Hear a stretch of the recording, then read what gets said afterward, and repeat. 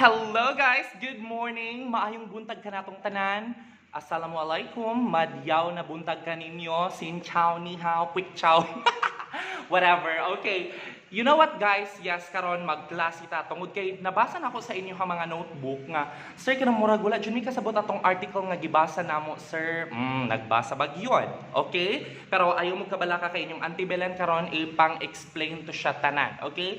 Today guys, we will start to appreciate the language and we will talk about the major characteristics of language. Okay?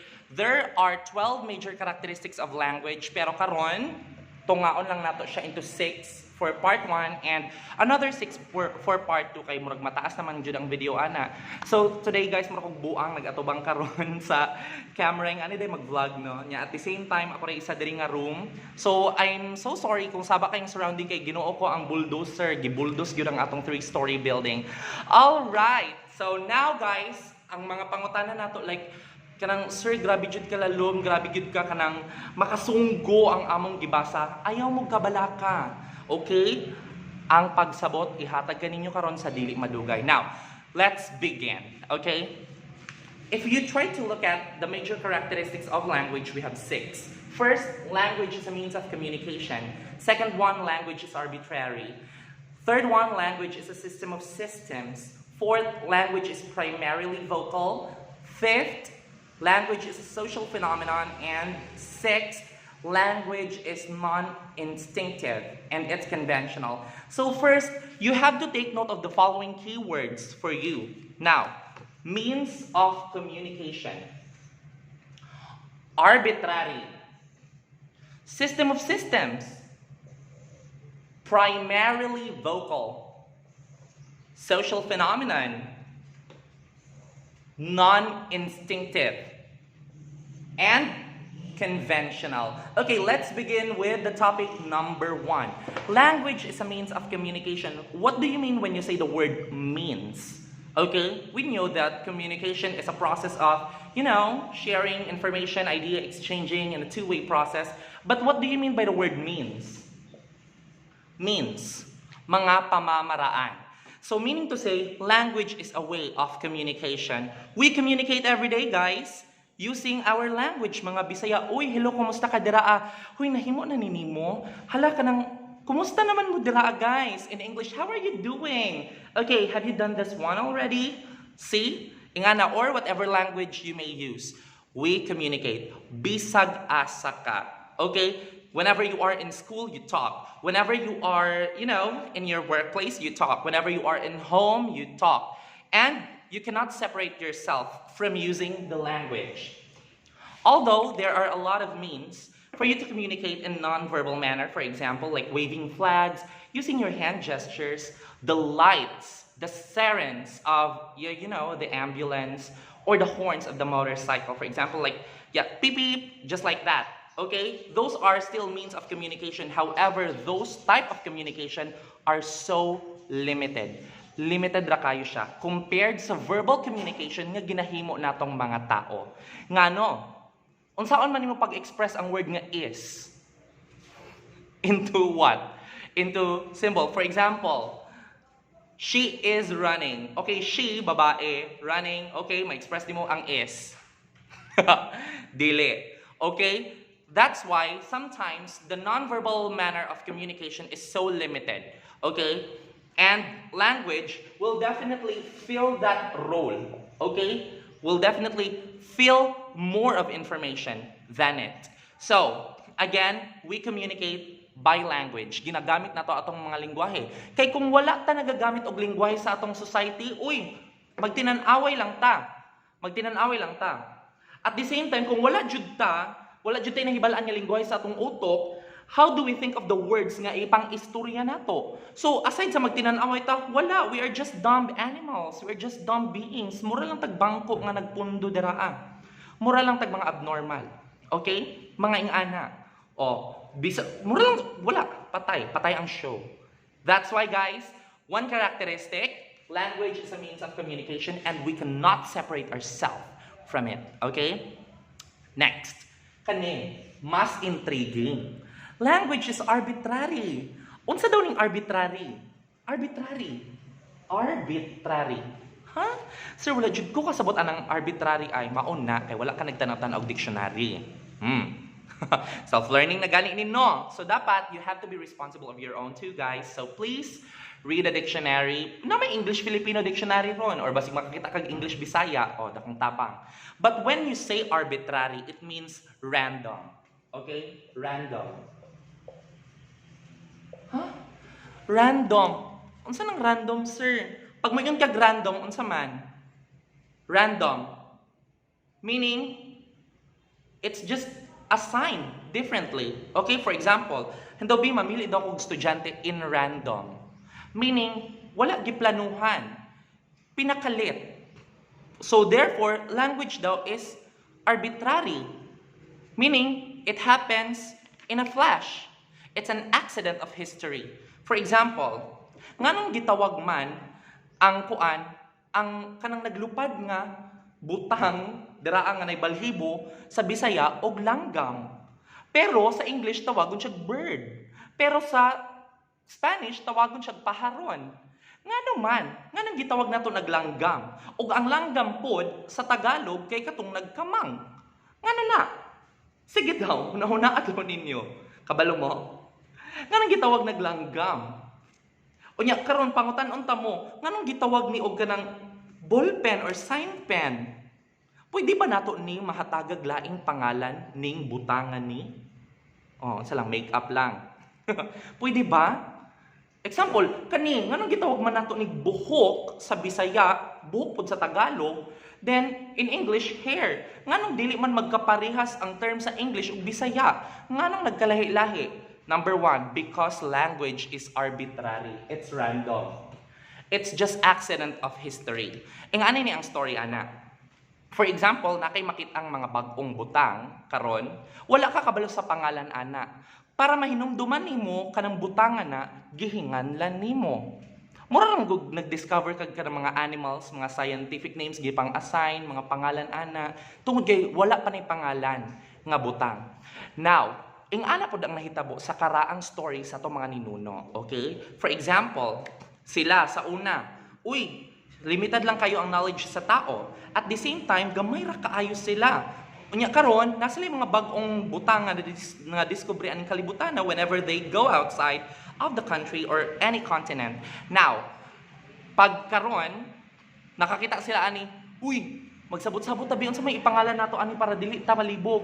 O sige, pangalanan nato na og bato. Pwede karon ang mga gagmay nga mga naa sa yuta gipanganlang bato. Kung i-trace nimo ang word nga bato, kanus ani una gigamit? Wala ka kabalo. Because again, it's just random na assign ra og kalit. So karon sir, sa ing ana nga pamaagi, meaning pwede day nato pangalanan og ubang pangalan ang ubang butang. Correct. Tama ka. For example, kani, di ba, na siya pangalan. It's whiteboard marker. Pero, what if wala pa jud ni na pangalanan ning butangan ni? Tungod kay bag-o pa ning gawas, first time nakitaan sa tibuok tao sa kalibutan. Unya karon ang inventor gipangalanan ni Lulu. Magbuot day ka kung Lulu. See, di ka kabuot. Because language is arbitrary. For example po, ngano ang atong pangalan gina-pronounce nato in such a way. For example, kani, D-E-J. Karon, D. E-E. J. J. Pag isumpay na tanan, Dej. Hala, nga nang i-pronounce man nato na as Dej. Number one, ayaw pagbuot kay maunay na andan. Kay maunay gi-assign. It's randomly assigned sa mga atong ninuno sa una. Okay? Or kabalo ka ni gamit man tag English language, therefore we are adapting their sounds sa ilahang mga ninuno before. Pero kung imuhang tan-awon, unsay relationship sa sa kaninga nga kuan image sa kaninga letter D. Magbuot day ka kung ako nang i-pronounce as kuan. Try go. Magbuot day ka kung lahi akong pronunciation sa akong pangalan. For example, kana, mao na ang akong pangalan. Kung inyo nang basahon karon D-E-J. Pero ang pronunciation ana nga ako ang gusto kay try go. Magbuot day mo. See? That's how language is made. So karon kung mapangutan-on nimo nganong nay pangalan kada butang diri sa kalibutan, it's because sila na mismo ang mga karaang tao sa una pa yung panahon mauna ang nag-assign og mga pangalan ana. Number 1, kung ikaw pod kinsay nagpangalan sa imuha? O, di ba ang maybe atong parents or maybe someone, relative or what? Pero sa tinuod lang, ang ikaw bilang tao kanang pangalan nimo walay relationship sa imuha. Sadyang gi-assignan lang kag pangalan para dili malibog kung kinsa ka. Para na kay identity. See, ingana ang beauty sa language. Uy, magsugod na mo ka intriga. Okay? Next.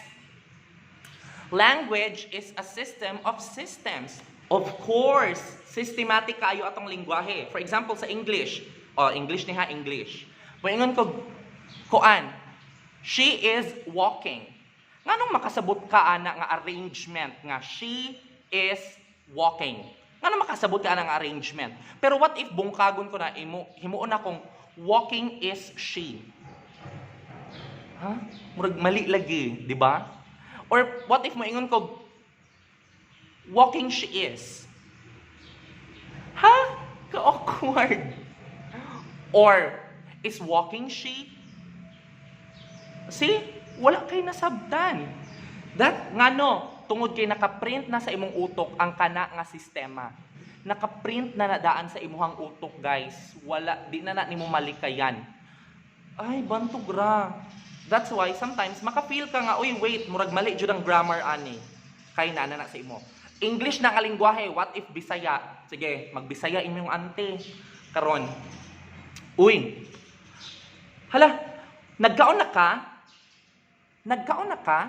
O di ba nakasabot ka? It seems like, uy, murag nagka-care lagi siya about sa kung pagkaon or kanang kung nakakuan na ba ko. Pero what if ingnon ako kaonag ka? Nakaonag? Di ba, libog? Alam, nganong di naman ako masabtan. Unya, nganong mas masabtan ako ang nagkaon na ka versus kaonag ka or kaonag na. Di ba? See? Number 1, naay sistema nakaprint sa imong utok. Remember that. That's why language is a system of systems. Okay? Makasabot pud ta if naay combination of letters just like this. For example,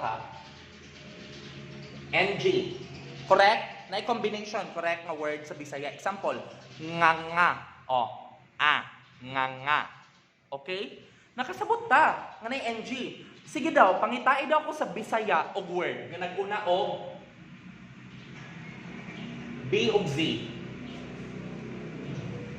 Sige daw. Bisaya nga word nga naguna og B ug Z. Wait. Wala, di ba? See? Number 1, tungod kay kani nga sound, B ug Z, wala sa atong lingwahe. So, nganong wala kaya nasa atong lingwahe? Balikan na to. Ingna ato mga ninuno. Nganong wala tayong nga sound? Tungod kay wala ta gitudloan ana og wala pud na sa atong lingwahe. This B and Z, maybe naani sa ubang lingwahe. Pero sa toa, wala. Okay. Pero pag moingon tag ingani, N of L. Nabatay word nga nagsugod og N of L, mga Bisaya, or maybe lahi nga lingwahe. Lahi nga lingwahe, Saka, Muslim, na ba? Okay. Awkward. Maybe naa sa uban, pero wala sa tua. Okay? That makes it a system of systems. Next. Language daw is primarily vocal. What do you mean by primarily vocal? Primarily vocal. Vocal cords, meaning tingog. Pasabot ana guys, ang lingwahe kay una ginastorya, bag-o ginasulat. Meaning, writing is just a secondary thing. Okay? Secondary representation of language. Therefore, ang lingwahe ginastorya. That's why ikaw, English major or whatever major you are, nga naminaw ani nga klase karon, practice your speech first before your writing. Okay? Tungod kay gibuhat ang lingwahe para iistorya o dili para isulat lang. Okay? Now, kamalian man gud sa tanan. Hala uy mahadlok jud ko mo kuan ay mag-learn og English tungod kay di ko kabalo mo sulat. Hello, tanan lengguwahe mapa-English, mapa-Bisaya, whatever language it is ginastorya na. Okay? Og maunay una dapat nimo praktisan bago ang pagsulat. Because language is primarily vocal. Kuyawa ba di ay no ang bata di ay pag ipanganak. Pag ipanganak, uy, how na dayon mo sulat 1 year old pa lang or wala pa gani nagbulan. Uy, wow. So yung ana ang lengguwahe niya nasulat dayon. No, di ba?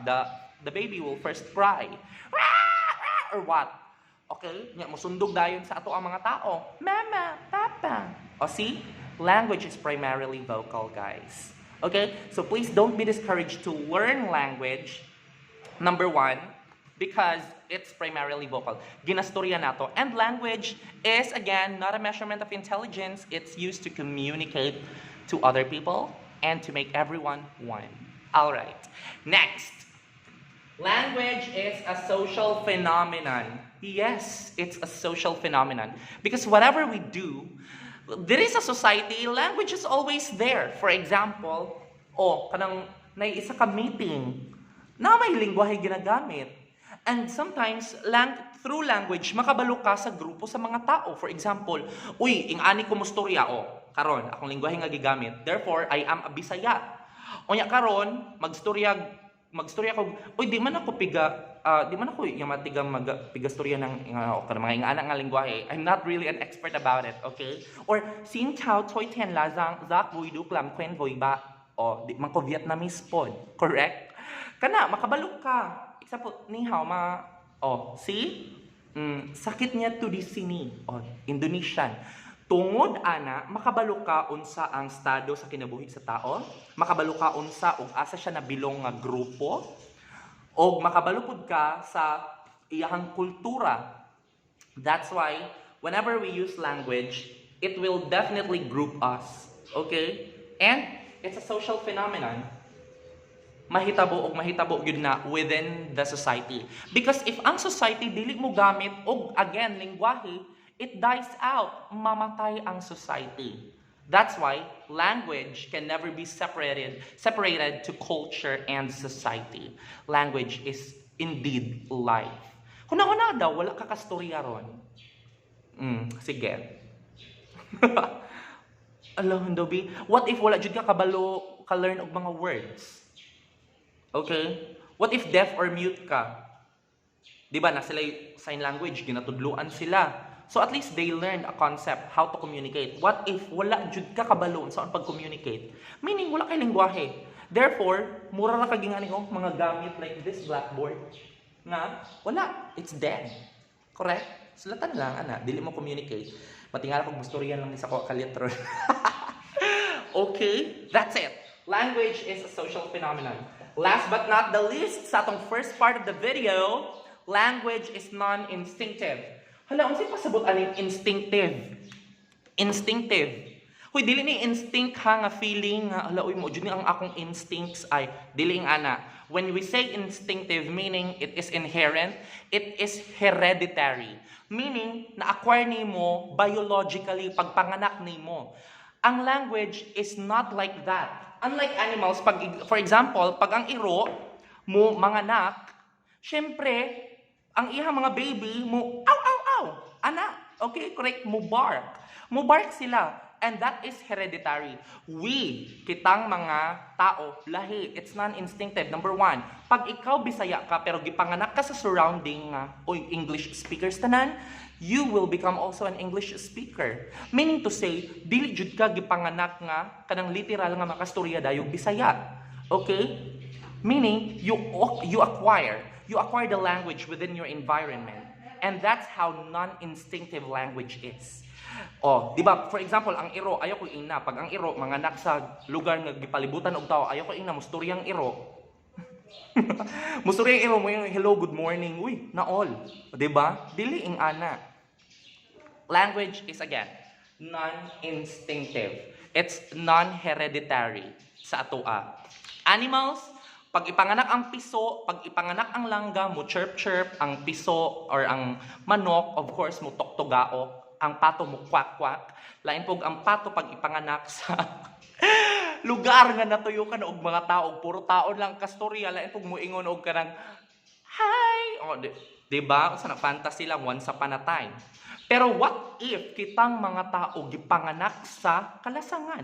Gipanganak sa lugar nga walay tao. Unsa ni Jungle Book? 'Di ba? Sige daw huna-hunaa. Maka-learn kaya tag language. Unsa kaya ang ways of communication nato? Puyaw biyag utok ang tao. We adapt. We copy what is within our environment. Maybe sundugo nimo ang sound sa nature kung gipanganak lang ka diretso sa lasa nga walay nag-atiman sa imuha, or nya given nga nabuhi gyud ka ana. See? And maybe you will learn how do animals communicate at that time. O di ba? Like ana, di nakaka-learn og language. See? That's it. And last but not the least, it's conventional. What do you mean by convention? Asa ning convention? Panagtapok. Convention.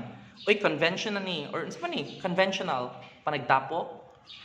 Dili. Pag main kag conventional, meaning to say, naandan. Usual. That's why kita, pag pangutan-on ta, uy, ngano kasabot ka ani nga word? Ngano pagbasahon nimo ingon jud kag language. Naandan na nato na nga language gyud tawag ana. Unya karon, sir, pwede ba namo ni tawagon og scheming? I-pronounce namo ning Language og scheming. Pwede man. Pero ang pangutana, masabtan ba ka sa mga tao nga nagapalibot sa imuha karon nga nag-usab-usab kag imuhang lingwahe? No. Once conventional na ang isa ka butang, guys, once naandan na, it's really hard to remove in our mind. Okay? Wala na. Mo na gyud na. Wala na tayo mabuhat. Kani, wala na tayo mabuhat nga tawagon ni natog lulu. It's already a marker. Okay? Example, kani, wala na tayo mabuhat nga tawagon gyud nig buhok. Kay mao na may naandan nato. Wala na tay mabuhat nga tawagon jud nato nig kilay, pilok, mata. Unya kung i-English nato, wala na gyud tay mabuhat nga tawagon nig eyes, tawagon nig lips, tawagon ni og skin. O wala na pud tay mabuhat kung tawagon jud ko gwapa. Char lang ha, char. Okay, whatever. Ingana na guys, conventional. Okay? So please, at least na-explain na to ang half karon sa major characteristics of language. I hope you find it interesting. Okay? That's why makaingon jud ko nga, whenever you study language, ma-amaze jud ka. Kay karon makahuna-huna ka ba? Asa gyud ay ni nagsugod ning atong lingwahe? Ug makahuna-huna ka nga, giun sa nato pag-learn og lingwahe. Unya karon, moingon pud ka nga, pag mamali ka grammar nganong katawan ka? Kanang grammar ba yan, no? Gibuot ra baya gyud na. It's just a set of rule nga naanda nato sa tong mind. Again, English language lang jud ang sikat karon nga lingwahe tungod kay ngano gisakop man ta. Nya karon it has become an international language. That's why we need to learn English. That's why we suffer too much in learning grammar. Pero what if ang Bisaya ang nanakop sa una? Of course Bisaya ang musikat nga lingwahe, correct? Og kanang mga tao dira sa gawas maunay mag-study og grammar sa Bisaya. Kita di naman ta kailangan mag-study grammar sa Bisaya because it's already in our mind. Nga whenever mo ingon jud kanang mangutana ka, magpares gyud ng nagkaon. Okay? Dili gyud na pwede ibaliktad nga kaon nag. Okay? Unless na kaon nagkanon. Pero kung mangutana ka nagkaon na ka, see, nadyutay sarili na tong grammar. Sa English, ang grammar nila, they start with subject. For example, I was running. Oh, I. Subject ba yan na? It's a noun. Okay? Subject. Running, verb. Verb na, verb. Meaning action. Sa Bisaya, lahi man. Lahi man sa Bisaya, mag-una tag verb. Example. Hala. Gidagan niya. Or, ningdagan. Nidagan siya. Gakaon siya. Nagkaon na ka? Sige na murag, it starts with a verb before the subject. Nagkaon na ka? Ingana. See? Ala, kuyawa na, oy, karon ang ilahang structure sa English is subject-verb. Well, kita Bisaya, verb-subject. Unya karon ang pangutana, nabay mabuhat taana, wala na. Tungod kay conventional na naandan na. Okay, thank you so much for listening, guys, for the first half of major characteristics of language. I hope you learned a lot. So please watch my second video. All right, see you in my next video. Bye for now.